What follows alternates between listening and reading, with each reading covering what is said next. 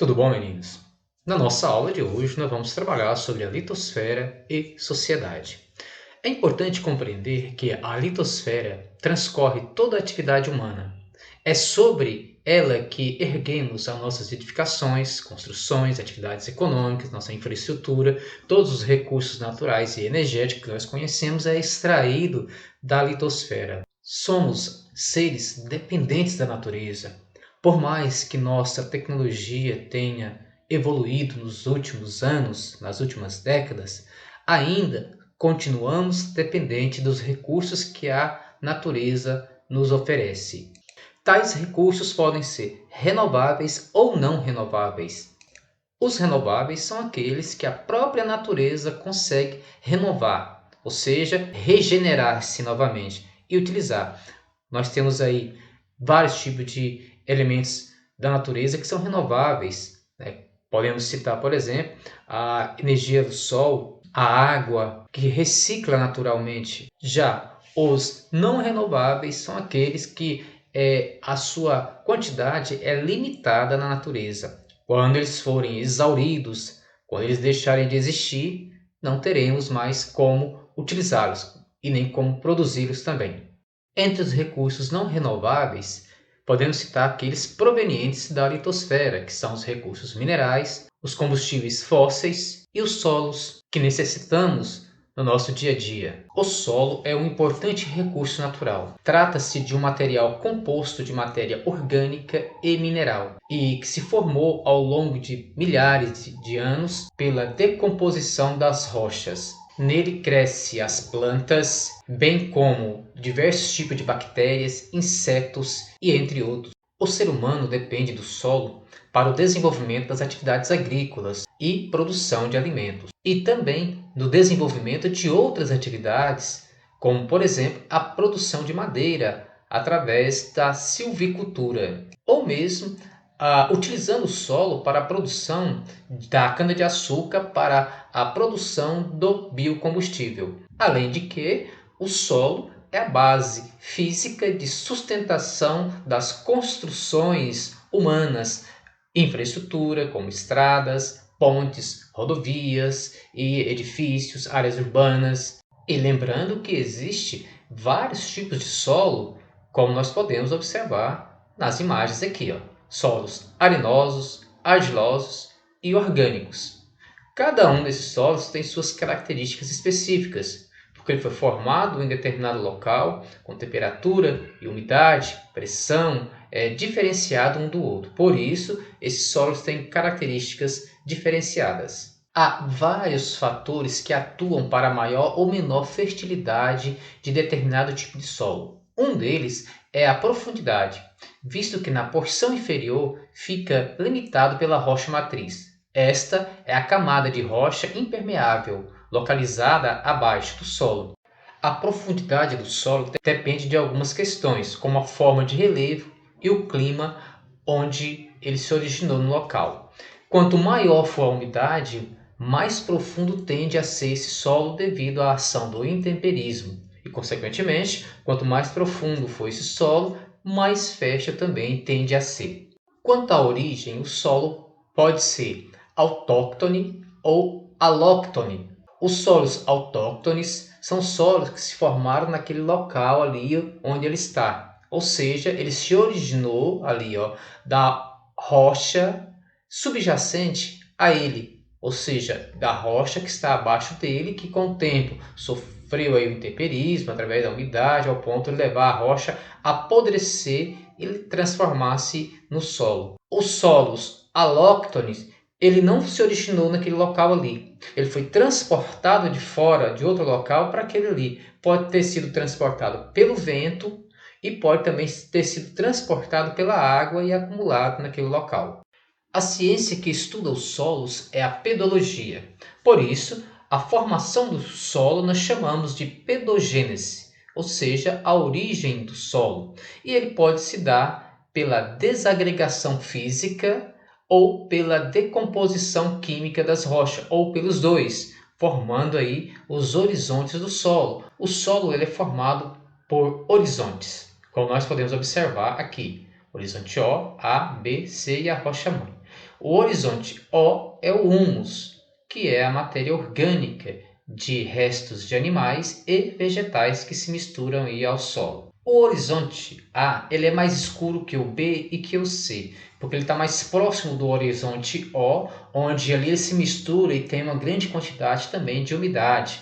Ou seja, ele é bastante fértil, mas já dando transição aí para o horizonte B. O horizonte B já é a rocha-mãe, bastante alterada, desagregada, né? Ou seja, pelo intemperismo que já ocorre ali, principalmente por causa da umidade que já é presente nessa área, mas ele está abaixo do horizonte A. Então ele recebe, através da água que infiltra, ele recebe a coloração e até mesmo matéria orgânica que é trazido pela infiltração das águas. O horizonte C, ele já é a rocha um pouco alterada, mas não tanto quanto a B e a A lá acima dele, né? Então, ou seja, ele já é uma rocha desagregada com a presença de materiais pouco transformado aí em relação ao solo superior. Aqui a rocha-mãe, ela é também chamada de horizonte R, porque é a rocha matriz, rocha mãe. Então é a rocha aí que ainda não foi submetida ao intemperismo ao ponto de desagregar como as que já estão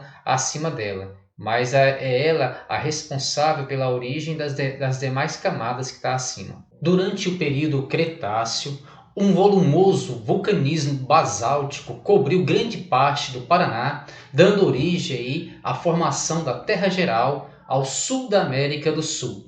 Esse grande derramamento magmático que ocorreu no sul do Brasil deu origem ao que é denominado de Terra Roxa pelos italianos. O solo tende a ter característica da rocha onde ele se origina. É o que ocorre com o tipo de solo comum na região sul do Brasil, com uma cor avermelhada escura. Tal coloração advém da presença do minério de ferro e do basalto, rocha originária daquele solo. No século XIX, quando os imigrantes vieram para trabalhar na produção do café nos estados de São Paulo e do Rio de Janeiro, mais tarde a cultura se espalhou por áreas cobertas pelo solo vermelho. Como os italianos chamavam a terra de terra rosa, o solo então ficou conhecido no Brasil como terra roxa, em razão da pronúncia italiana, mesmo apresentando coloração mais para o avermelhado. Muitos afirmam que a terra roxa é um dos solos mais férteis. Na realidade, isso não é verdade, pois a fertilidade do solo varia muito e depende da região onde ele está localizado. Não significa que, por ele ser vermelho ou rosa, ele terá uma fertilidade muito alta. O relevo de uma região também é um fator que interfere diretamente no uso do solo. Em áreas planas, as atividades agrícolas podem ser desenvolvidas mais facilmente. A utilização de equipamentos modernos, por exemplo. Aqui, como nós podemos verificar na imagem, nós observamos os terraços que são realizados na China. Lembrando que essa atividade ela é praticamente toda manual. Já em áreas com grande declividade, os solos tendem a ser mais rasos e o uso de máquina fica bem mais difícil. É o que nós falamos da questão da profundidade do solo. Nessas regiões, a profundidade do solo será menor. Aqui nessa imagem, nós podemos observar os solos humosos ou orgânicos, como também são conhecidos, que são aqueles cuja composição é predominantemente de matéria orgânica. Já nos solos minerais, como o nome remete, prevalece aí os minerais. É comum os solos diminuírem sua fertilidade pelo uso intensivo. Muitas das vezes ocorre de grandes áreas apresentarem apenas um cultivo.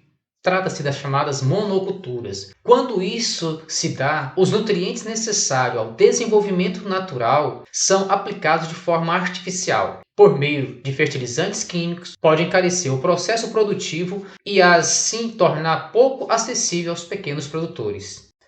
No Brasil, nós não temos risco de grandes tremores de terra, ou seja, o Brasil se situa numa posição privilegiada no centro da placa sul-americana. Consequentemente, os abalos que nós sentimos aqui são abalos menores e que não causam tantos danos, mas não significa que nós estamos livres de terremotos e livres de abalos, porque devido ao acomodamento do próprio solo, pode também ocorrer aí tremores, não de grandes magnitudes, mas que podem também acontecer. Os países que estão mais suscetíveis a ocorrer tremores de terra de grandes magnitudes, geralmente são aqueles que se encontram no limite das placas, das regiões dos limites divergentes, convergentes e transformantes, onde a potencialidade desse movimento de blocos de terra ali pode ocasionar tremores de grandes magnitudes, como podemos citar o exemplo aí